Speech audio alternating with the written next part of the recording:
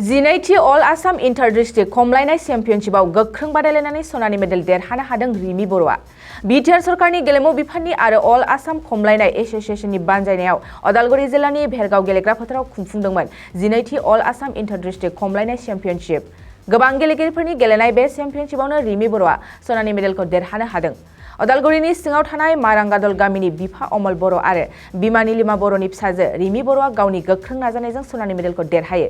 बे चेम्पियनशिपआव सनानि मेडेलजों लोगोसे गांसे फोरमाय बिलाइखौबो आजावनो हादों रिमि बर'आ।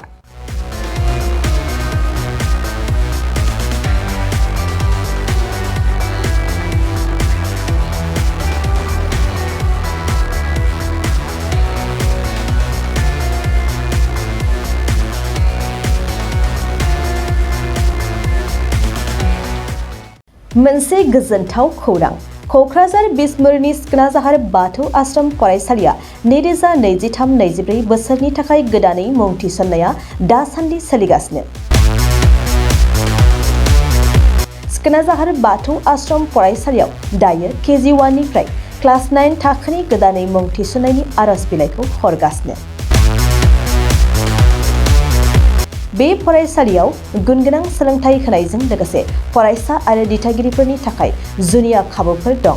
खाबुफोरानो जादों बे फरायसालियाव जायफोर गार्जेना सानै गथ'नि मुं थिसनगोन बिसोरनि सासेया मासुलखौ रेहाय मोनगोन। बेनि अनगायैबो हौवासा हिन्जावसानि थाखाय बे फरायसालियाव आलादा हस्टेल आरो इंराजि रायज्लायनाय थाखोनि खाबु दं। बेजों लोगोसेयैनो इंराजि, सानखान्थि आरो बिगियान आयदानि थाखाय उफ्रायै कचिं होनाय आरो बे फरायसालियाव बिमा रावखौ बिथा खालामनानै बां रावारि सोलोंथाइबो होनाय जायो।